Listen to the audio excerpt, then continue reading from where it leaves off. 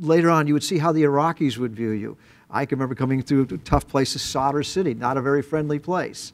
But they were all cheering on April 8th, 2003, when we went in there. And then by the time I was back there in December of that same year, they were shooting at us.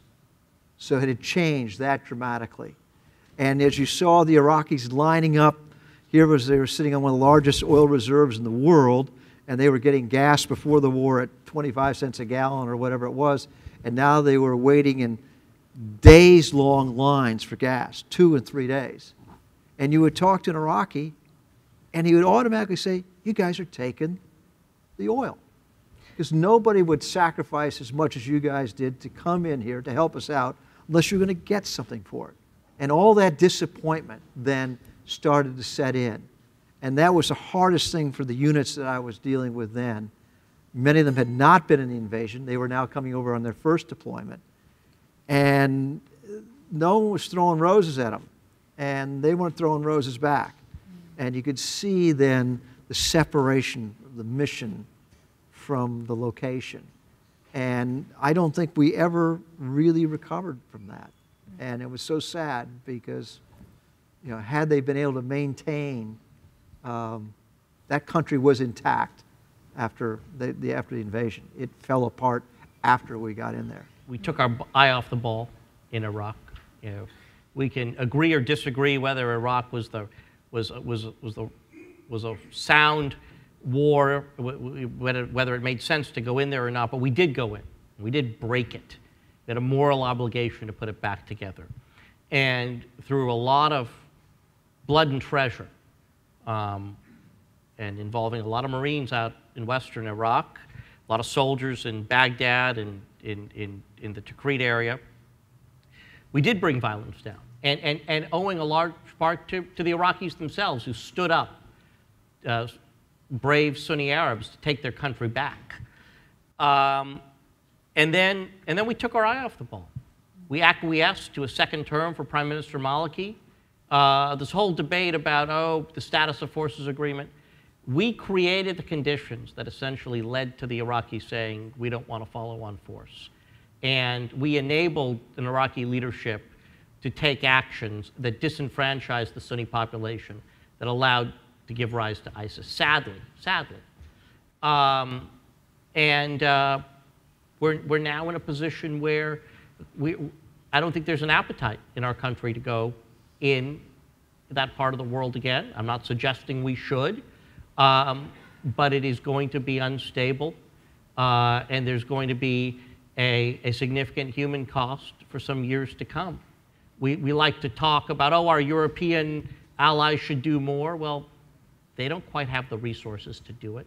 Nobody does. And when we get our Persian Gulf allies involved in the mix, they seem to do things in a rather inartful way that has an unintended consequence of emboldening extremists. Our Saudi friends and our Qatari friends don't have a great track record of working with the moderate opposition in Syria. And they're busy in Yemen. So, you know, we wind up with Iran emboldened in that region, and a Turkey, a NATO ally, that is in desperate straits, an Egypt that has turned more authoritarian than ever, you know, an Israel that is under siege and is acting in a way that, I'll leave that open for a lot of debate. But you have a region that's inflamed and is probably at a more dangerous point than any time in recent memory. I have never been able to comprehend The map. the map or why this was our fight. You know, we're in Iraq. There was nobody on the airliners that went into the Twin Towers that were from Iraq. There was no indication that there was any Al-Qaeda in Iraq until after we got there. And it seems like every time we intervene in these situations, you're talking about Sunnis, and it's internal. And they're going to have to figure it out somehow, or at least the powers that be in the region who are having all these proxy wars like they are in Syria, over the Sunni Shiite issue or the Kurdish issue, whatever, we keep getting drawn into these things. And we're not really having any positive impact at all. I've just come back from the Syrian-Turkish border reporting on Syrian refugees, and you hear the stories of these people, and they, you know, you'll be in a camp or these border towns where they're all trying to live, and you won't hear a predominant number saying, well, it was the ISIS who took over my house, or it was the Alawites, or it was Assad's barrel bombs. They're all talking about all the chaos and terror that's been forced upon them and that has ruined their lives.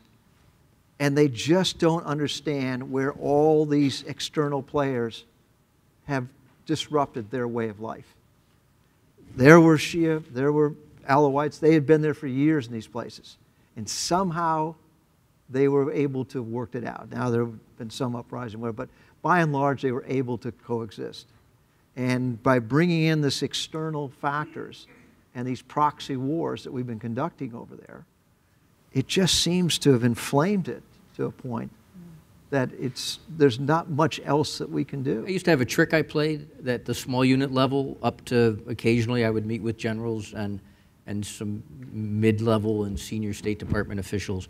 I said, I'm going to give you an 8x10 sheet of paper. I'm going to give it to you right now. I'm going to walk out of the room for 15 minutes and come back, and you write down very quickly the things you would do to fix this, right? Like a few basic things that you would do. And the slate is open, whatever you want. You don't have to go with the doctrine of the moment, because we had a lot of doctrines of the moment in Afghanistan and Iraq. And almost invariably, like we're getting near 100 people or 100%, people would say, hey, brother, I don't know. I really don't know. I don't know what we would do. And one of the reasons they wrote that is it was such a complicated problem socially all around them. And if I were, you know, if I were an Arabist or were inclined to become an Arabist, I would spend the rest of my career trying to understand the Sunni population and socially map it and figure out who in the Sunni population, which elements of the Sunni population can run Sunni affairs in a way that, you know, they can have cohabitation with their neighbors. Right now, we're nowhere near that.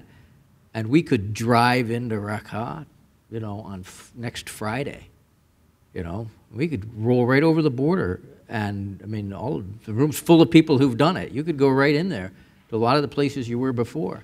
But then what do you do on day 2? What do you do on day 2,000? You guys have been out there at day 2,000. You know what that feels like. You know, it doesn't work. At day 2,000, you need a Sunni solution for the Sunni problem and a Shia solution for the Shia problem. And I don't think we can solve this in the interim with, you know, smart munitions. Mm-hmm. I don't think it works. I think that's one thing we should have learned in the last 15 years. Afghanistan. Mm-hmm. Afghanistan. Same dynamics there. It's not sectarian, but it is tribal. And, you know, ultimately they will come to a degree of accommodation.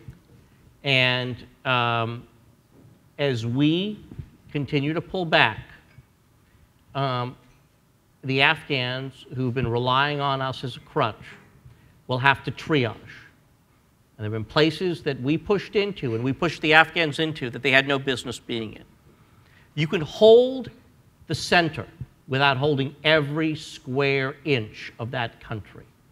And there are going to be some places that will be written off to the Taliban. There'll be other places that they will have to make a stand around.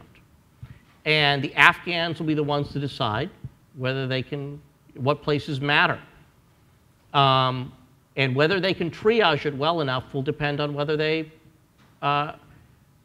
the great experiment survives, and whether they can cut the right deals with various power brokers and chieftains and settle or at least broker tribal feuds. But it's all politics. But all this stuff comes down to politics. Our fighting men and women, and quite frankly, the Iraqi and Afghan fighting men have done a pretty good job. Our fighting men and women have done an excellent job, in my humble opinion. But ultimately, the failure here is politics in both countries. Mm-hmm. And that's the solution. It's not going to be resolved on the battlefield. Afghan's not going to be resolved in going back to Marja or any of those other places. It's going to be resolved in Pakistan. The powers that be have to agree on what the future of that country is going to be. And too often, we are focused on the tactical fight. Did we storm into this town well? You know, how did this operation go? Are our troops getting drawn down quickly enough?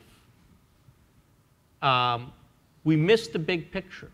And the big picture in the important stories are not just military stories. They're political, military, cultural, tribal, religious stories.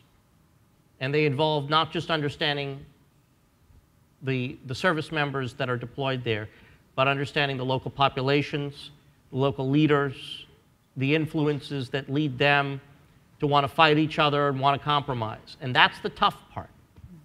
And that's why, that's why some of this reporting is so hard. And I think in most cases we get it wrong. It's easy to get sort of, seduced by the bright shiny object, or this one moment in time. And what we don't do enough of is putting things in that bigger context, so people back home can understand why this matters and whether this is sustainable and what the impact is ultimately going to be for the American people back home.